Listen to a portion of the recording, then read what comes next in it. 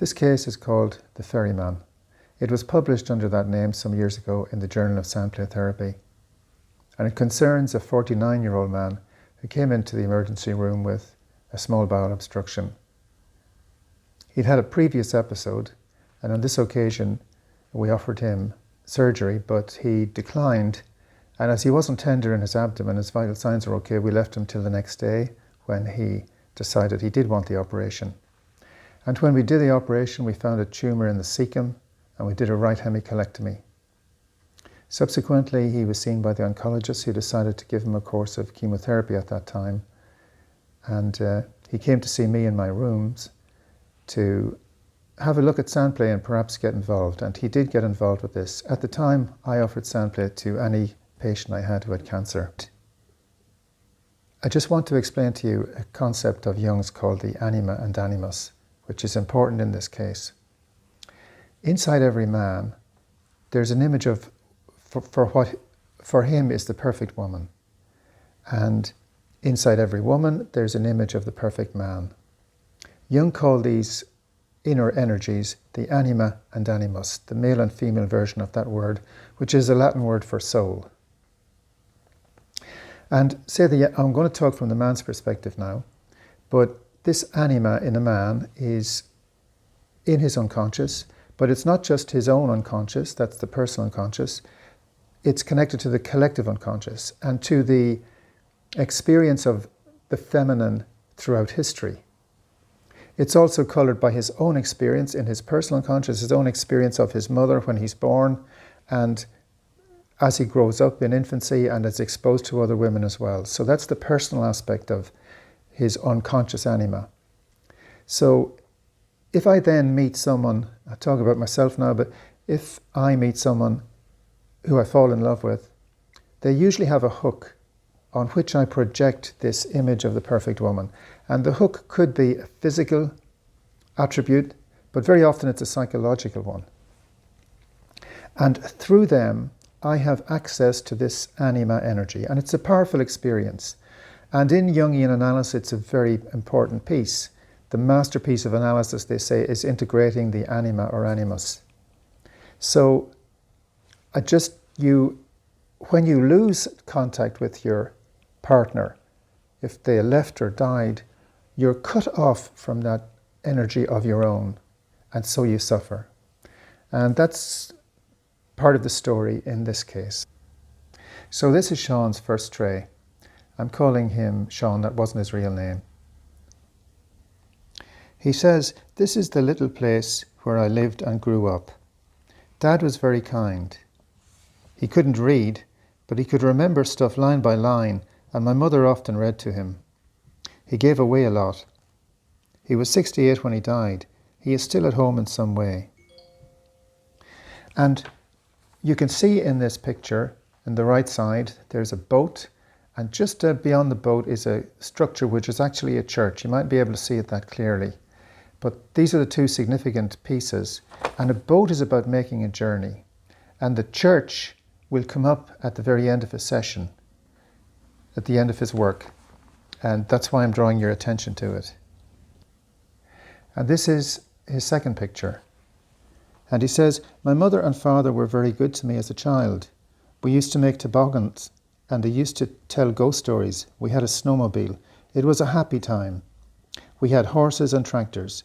And he describes one of the lakes near him and a little river, as he shows in the picture. He says, "The trees are not like they used to be. Children are not like they used to be." So Sean is getting comfortable with this modality. And then on this particular tray, which is coming up now, he says he trusted his wife and he felt very betrayed when she left him, and he could never trust another woman again. He walked away from the relationship with a suit of clothes. In this tray, he says, "That's how I felt when my wife left. I spent more than one night crying myself to sleep. I missed the kids and I was very alone." Now, this is a very important piece here. From what I've just said about the anima, his partner has left and he has no contact with his anima, And his experience of his anima is of suffering. And it's well portrayed in that piece. And it takes courage to put that piece into a tray on its own. But as I mentioned before, the beautiful thing about symbols is that they can change things. And this is an image from the Day of Death culture in Mexico, where people have parties around All Souls Day, and they go to graveyards and have parties in graveyards. So it's a symbol actually of resurrection. So having acknowledged his pain with that picture, the next one, things are improving a bit. He says, I had gotten back together with my former girlfriend, and we had bought a house, and I had a new Mercedes. It felt really good. And then he moves on to this tray where he says, I'd like to be fishing. And in this one, this is me and my woman. Where I lived, there were thousands of birds. There were no neighbours for a year. It was the wilderness. And in this tray, he says, I had a dream about a beautiful place where I was walking. There were lots of flowers. It was almost like a desert, but flowers don't grow in a desert. I was saying to myself that I'd been here before, but it was never like this.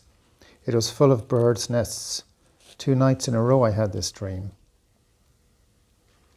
The next time I saw him, he was in quite a bit of pain, and we had been talking to the oncologist and done some x-rays. Nothing was showing up, but it seemed likely he was going to need a laparotomy to identify what was causing his pain. And he made this tray. He says, if I can get over this pain, I'm going to take a holiday in the summer. And in this one, he says, that's as much work as I will do if I get well enough this summer. His pain continued, and we decided to do a laparotomy. And unfortunately, his disease had spread, and there was quite a lot of tumour in his abdomen, although it hadn't shown up in the CT. But one good thing about it was that he was almost fully obstructed in one area of his small bowel, and we were able to relieve that with the surgery, and it did relieve his pain. And he now knows that he's dying, really. I mean, he doesn't really talk about it up front, but he's been told this clearly. And he comes to do a tray, and this is what he does. And you can see from the tray that he's looking out on an empty sea. And it's, the sea is the great symbol of the unconscious. So he's almost confronted with his own unconscious, he's confronted with the void. And it's almost as if, well, could something happen? Shortly after this tray, maybe a week afterwards, he was brought into hospital as an emergency. And I was called in to see him, and I remember the nurse saying to me, I think he might be dying. And I had to agree with her. He looked so wan and so sick. But when we rehydrated him, he recovered quite a bit. And this happened to be Easter week. And he wanted to go to the Easter ceremonies. He was feeling quite a bit better on Good Friday. But the Easter ceremonies at that time in the Catholic tradition take about 3 hours, and he really was not fit to do that. But he then wanted to do a sand tray. And so his friend brought him down from the hospital to my office. And this is what he did. He says, this is myself and my girlfriend lying in the sand. It's a park in Prince Edward Island. A bull knocked me off the fence when I was there, and I was knocked out. And the two he's describing are those two in the sand. There's a close-up.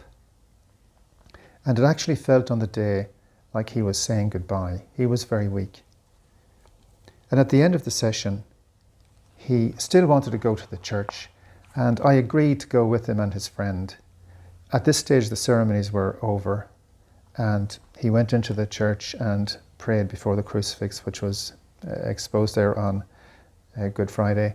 And then we brought him back to his hospital bed, and that was a bit of a relief for all of us, I have to say. And over the weekend, rehydration and all that, he got and so much better.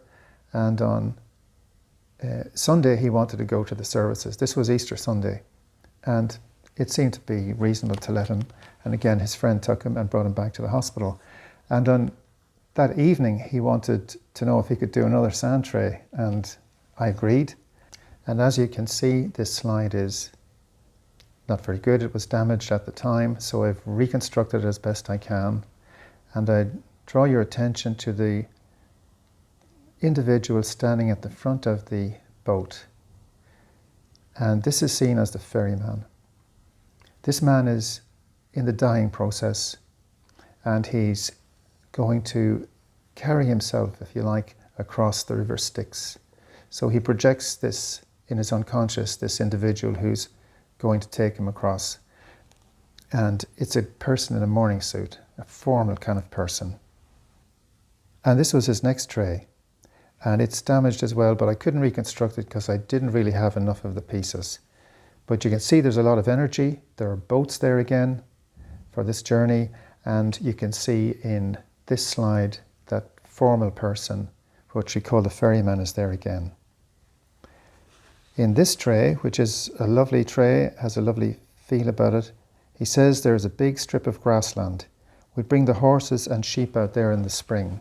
His boat is still there, so that was a pleasant place to be. And then it's as if he's prepared now for the next slide, which shows an island with several negative people on it. And if you remember when I talked about him looking out at the empty sea, a kind of almost an expectation, now something has happened, and we see this.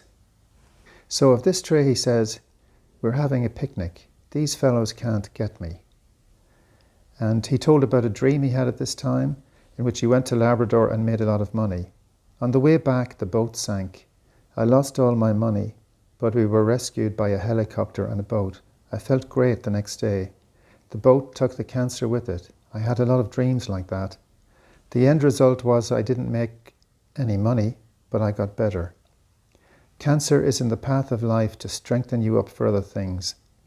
Cancer has taught me that grandchildren are important. When I think about the trays, it occupies my mind. So if you remember that tray from a few slides back, when he was looking out at the empty sea, sort of an expectation or waiting, and now we have this island appears on the sea. And on it, there are 6 or 7 negative figures, 2 Day of Death figures, the Wicked Witch of the West, an angry man, Tin Man. And these probably represent complexes that are presenting themselves to him to be dealt with before he dies. And many people in that journey to death deal with stuff from their life that they haven't looked at before. And it can be a very rich time for people. But in this case, he's not talking about anything specific, but he has these probably material from the unconscious that are represented by these symbols. And we know that one of them is his anima. Now, we'll go on to the next tray here, and you can see that there is now a bridge connecting to the island. And he doesn't say anything about this. But you can see that these individuals are getting nearer. Now he's still defending himself because there's a centurion and a Ninka warrior on his side of the bridge. And in his next tray, he relents. He says, these people are having a party. A woman is going first, and then a woman with wine, and a fellow is coming from the band. It's no good to offer them money, but you can offer them the band and lots of food. And just to point out to you in these series of pictures around this is that the ferryman is there still. All this food signifies spiritual food, and it truly is a rich tray. He's been so creative about the way he made the band. It was not easy to do this, but you can see these little instruments on wires as well. And around about this time, one of the times he came to my office, I had music playing, and it was a Quaker hymn, and he really liked it, and I'll play it for you at the end, because there's a lot of music in his trays. At the end, we'll have a look at his slides again with that music. But now, as we move on to his next tray, you can see that these figures from the island have been integrated. They've been accepted. Be kind to your complex. Be kind to the parts of yourself you don't like. And this piece that he's done here is really beautifully illustrates that idea of accepting the things about ourselves we don't like. He's brought them to the feast. And you can see there that the wicked witch of the West is actually playing the bass.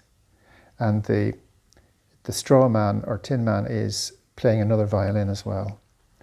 So, and the Day of Death figures are there too. All the negative figures are there at the party. They've been accepted. And so after this piece, we start the last part of his journey, if you like. And in this picture, it looks to me like he's going to meet the ancestors. There are these people waiting for him, and that he probably is the person with the suitcase. And he gets quite a lot of comfort from this tray. He says, "You can work so hard for things that you don't need. I used to see people playing golf and think they were crazy. Now I think they're right. You should enjoy the simple things. There isn't anything in this world that comes your way that you aren't given the strength to deal with." And he has just dealt with something very important in all those negative symbols. So he speaks from the heart here. And we move on now to his final tray, the picture he made about a week or 10 days before he died. And this is the same church that was present in his first tray, the church there on the top right. And you can see there's a woman in white. You don't know it's a woman, but a figure in white heading to the church as if through a row of people on each side. And that's a graduate figure he has used. You can see there's a lot of music. You can see that the ferryman is there again. And it's very interesting that he used the graduate, because one of the things that was really that he missed was that he didn't have an education. He was a car mechanic, and in this journey he has graduated. And this is a really very spiritual piece, because we're suggesting that he has healed his anima, and he's bringing his anima to the church, to God. And this idea of a sacred marriage is a common theme throughout history. You see it a lot in the poems of Rumi, and you see it in John of the Cross. And John of the Cross was commented, his work was commented on by Jung as being part of this thing, bringing your soul, the feminine part of yourself, to God. A sort of indication of coming together in yourself. So that's the way we think of this lady who's coming to the church in this scene. And it looks like that Sean has done a lot of healing of his anima. So I'm just going to show you a few of the slides again with the piece of music that he liked. And thank you for your attention.